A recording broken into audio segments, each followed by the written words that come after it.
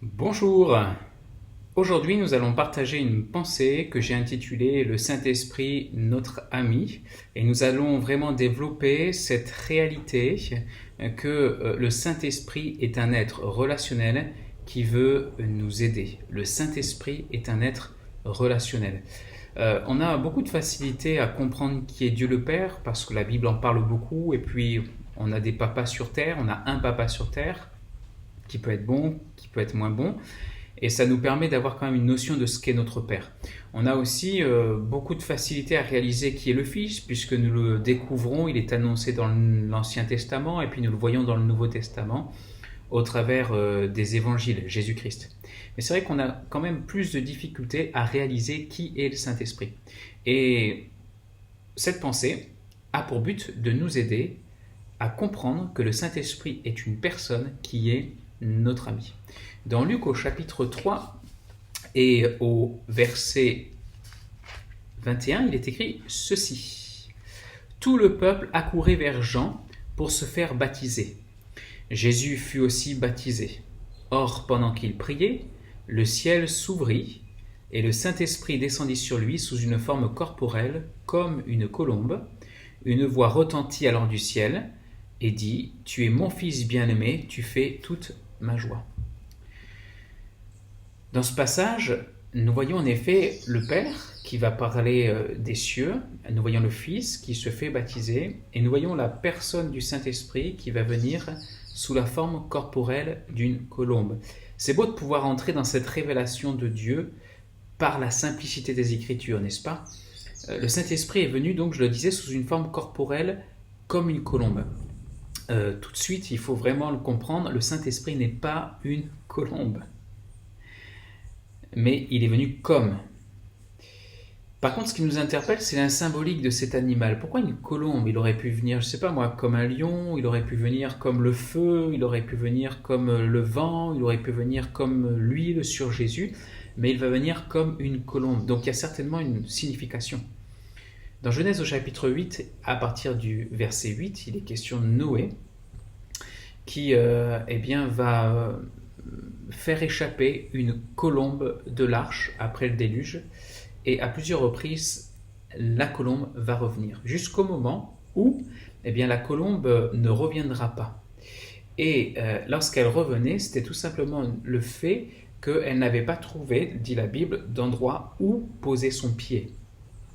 Contrairement au corbeau d'ailleurs, qui lui est un charognard, et lorsque Noé l'a laissé partir, le corbeau lui a trouvé tout de suite de quoi se repaître, se nourrir, certainement de carcasses d'animaux, etc., de chair décomposée. Mais la colombe est tellement un animal pur qu'elle ne pouvait pas se poser sur cet endroit et au travers de ses détritus. Donc il faut comprendre que le Saint-Esprit, quand il va venir sur Jésus, il nous fait comprendre qu'il va trouver enfin un endroit où poser ses pieds, où venir, c'est simplement la personne du Seigneur Jésus. Et c'est extraordinaire de comprendre que plus tard, après que Jésus soit parti, nous comprenons que le Saint-Esprit va pouvoir trouver place au milieu de l'Église des rachetés que Jésus a lavés par son précieux sang. Et le Saint-Esprit peut ensuite travailler avec l'Église du Dieu vivant, les hommes et les femmes que nous constituons. On comprend que plus une personne est ointe, et plus elle va donc se laisser changer par le Seigneur parce qu'elle désire être pure. Et le Saint-Esprit oint une personne et transforme cette personne de plus en plus. Et plus je suis dans la présence du Saint-Esprit, et plus il me sanctifie. Toujours concernant la colombe, dans Matthieu chapitre 10, il est écrit que « Soyez simples comme des colombes ». Simple, il faut comprendre l'esprit sans mélange, libre d'artifice, innocent, pur. Pas dans le sens de niais ou de bébête, simple, mais vraiment dans le sens de pureté. C'est être pur tout en ayant du discernement. On comprend donc que le Saint-Esprit est dans ce sens-là simple et pur aussi. On peut aussi lire dans Cantique des Cantiques, chapitre 2, verset 14, « Ma colombe qui te tient caché dans les fentes du rocher ». Il faut donc comprendre que c'est aussi un animal qui est craintif, sensible au moindre mouvement. Ce n'est pas un animal donc qui va se livrer facilement. Le Saint-Esprit, comprenez-le, garde une part de mystère. Il nous faut prendre du temps avec lui. Il nous faut désirer ardemment sa présence. Sinon, nous n'entrerons pas dans sa présence et nous ne comprendrons pas quelle est sa personne. Nous n'aurons pas sa révélation, nous n'aurons pas sa connaissance. Si la colombe est restée sur Jésus, c'est parce qu'elle se sentait à l'aise. Elle était en pleine harmonie avec lui. Toutes nos vies devraient être focalisées sur l'harmonie que j'ai avec le Saint-Esprit. Le Saint-Esprit, c'est en fin de compte notre baromètre. S'il s'éloigne de ma vie, c'est que j'ai à faire des ajustements pour retrouver ma relation pleine et entière avec Dieu. Un autre texte à partager dans Luc au chapitre 4 et au verset 18, il est écrit de Jésus: « L'Esprit du Seigneur repose sur moi, parce qu'il m'a désigné par l'onction pour annoncer une bonne nouvelle aux pauvres. Il m'a envoyé pour proclamer aux captifs la libération, aux aveugles le recouvrement de la vue, pour apporter la délivrance aux opprimés. » Ce que je comprends par là, et c'est Jésus qui prêche dans la synagogue de Nazareth, il reprend un texte du prophète Ésaïe, et il dit l'Esprit du Seigneur est sur moi. Il va même dire dans cette version Semeur, l'Esprit du Seigneur repose sur moi. Il repose sur moi. Donc dans ce texte, Jésus affirme qu'il a vraiment été loin. Il a été désigné par l'onction. Il faut comprendre que lorsque le Saint-Esprit vient sur une personne, il vient dans nos vies, nous comprenons par là que nous lui appartenons. Et Jésus dit, le Saint-Esprit est venu sur moi, j'ai été loin, j'ai été désigné parce que j'appartiens à Dieu, je suis de Dieu. Et de la même manière, lorsque Dieu par son Esprit nous touche et vient sur nos vies, il nous démontre par là que nous lui appartenons. Jésus a été aussi consacré par l'œuvre et l'action du Saint-Esprit. Et ainsi, il va pouvoir inaugurer son ministère, débuter son ministère. Et de la même manière, nous pouvons affirmer que le Saint-Esprit est celui qui vient sur nous pour nous envoyer dans la grande mission du salut pour les perdus. Et puis, le Saint-Esprit est venu sur Jésus. Jésus a été désigné par l'onction parce qu'il est de Dieu. Il appartient à Dieu le Père. Il est son Fils. Le sceau du Saint-Esprit est sur sa vie. Nous l'avons dit, il est l'envoyé, et nous sommes aussi des envoyés du Seigneur. Il est le représentant de Dieu sur terre. Il vient apporter, Jésus, le royaume de Dieu sur terre, le règne de Dieu sur terre. Et de la même manière, nous sommes aussi appelés à être, par le Saint-Esprit, des représentants du Seigneur.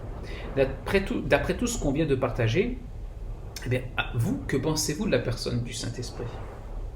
Quelle serait votre réponse ? Alors maintenant, nous allons entrer dans le cœur de ce message que je voulais vous partager après cette longue introduction. Le Saint-Esprit est une personne. Il fait le lien entre Dieu et les hommes.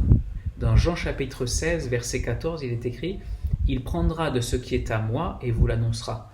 C'est Jésus qui parle. « Tout ce que le Père a est à moi, c'est pourquoi j'ai dit qu'il prend de ce qui est à moi et qu'il vous l'annoncera. » Le Saint-Esprit donc fait le lien, il prend ce qui est de Dieu le Père et du Fils et il le communique aux hommes. Sans lui, nous n'aurions aucune révélation, compréhension de Dieu. Il est un être extrêmement relationnel, il veut que nous puissions être en relation avec Dieu et il nous aide à cela. Le Saint-Esprit est un être extrêmement relationnel, il aime à être en relation avec Dieu le Père et Dieu le Fils. Ils sont de Dieu.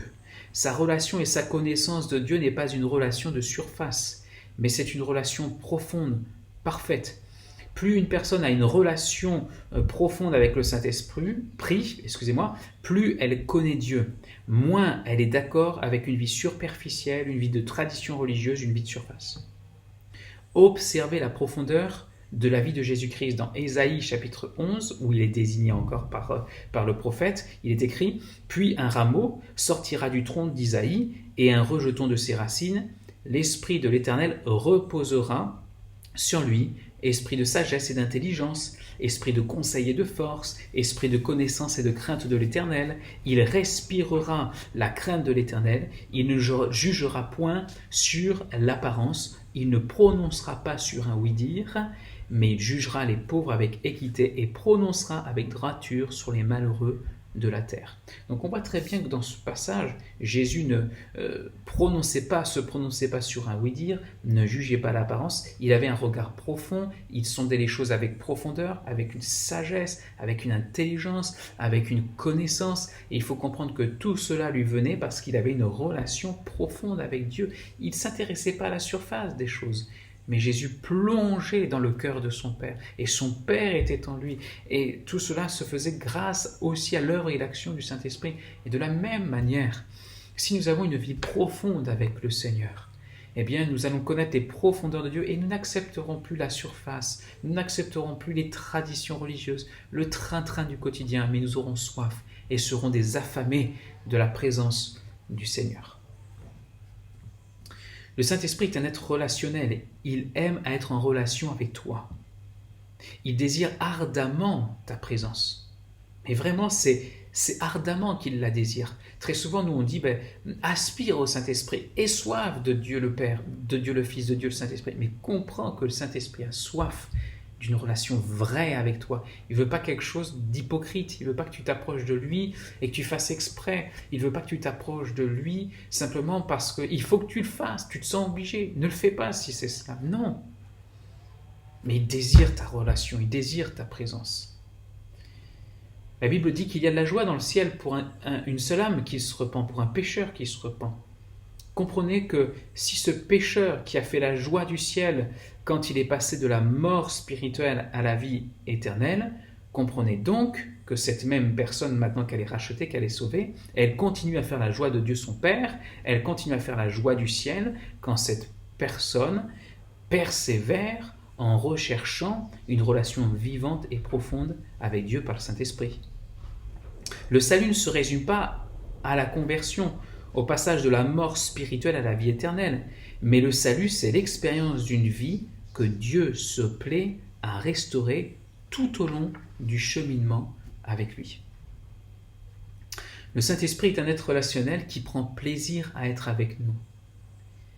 Quand nous nous rassemblons, nous, Église locale, on va bientôt se rassembler dans les églises locales, et peut-être c'est déjà le cas chez vous, mais comprenez bien que le Saint-Esprit se plaît à être avec chacun d'entre nous, chaque membre rassemblé. Il aime le corps.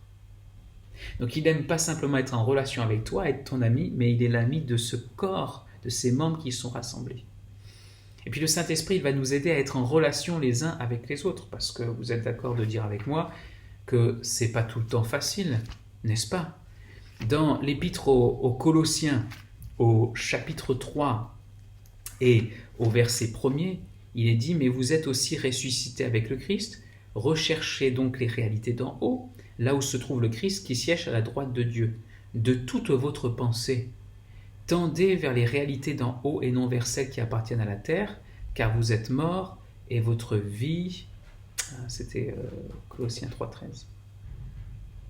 Dans Colossiens 3, verset 13, il est écrit « Supportez-vous les uns les autres, et si l'un de vous a quelque chose à reprocher à un autre, pardonnez-vous mutuellement. Le Seigneur vous a pardonné, vous aussi pardonnez-vous de la même manière. » On sait que cela est rendu possible par l'action du Saint-Esprit, le lien du Saint-Esprit. Le Saint-Esprit aime à nous aider à être en relation avec Dieu, n'est-ce pas? Il aime à nous aider à être en relation avec Dieu. Et vraiment, le Saint-Esprit est notre ami pour cela. Je veux simplement vous partager ce dernier texte dans 1 Corinthiens au chapitre 2 et au verset 9. Voici ce que l'apôtre Paul pouvait dire. « Mais comme le dit l'Écriture, il s'agit de ce que l'œil n'a pas vu, de ce que l'oreille n'a pas entendu, de ce que l'esprit humain n'a jamais soupçonné, mais que Dieu tient en réserve pour ceux qu'il aime. Or Dieu nous l'a révélé par son Esprit. L'Esprit, en effet, scrute tout, même les pensées les plus intimes de Dieu. » Donc on comprend que Saint-Esprit veut vraiment notre ami, il veut vraiment nous aider à sonder les profondeurs de Dieu, parce que l'œil ne peut pas comprendre, ne peut pas voir, l'intelligence ne peut pas comprendre, les oreilles ne peuvent entendre, si ce n'est par l'œuvre et l'action du Saint-Esprit. Seulement par lui, nous pouvons sonder et comprendre qui est notre Dieu. Nous avons besoin de notre ami, le Saint-Esprit. Ne passez pas à côté de cette relation avec lui, cherchez-la de tout votre cœur. Cherchez Dieu de tout votre cœur. Et Dieu vous bénira abondamment. Que Dieu, par sa grâce, aide plusieurs aujourd'hui à entrer dans cette connaissance de votre ami. Soyez bénis, je prie. Te bénissons pour ta présence et ta grâce. Ce matin, nous te demandons vraiment, Seigneur, de faire du bien à chacun, de ceux et celles qui ont pu partager ce petit instant avec moi. Je te demande de les encourager, je te demande de les vivifier, de les affermir, qu'ils soient pleinement fortifiés au nom de Jésus-Christ. Amen. Soyez bénis, au revoir.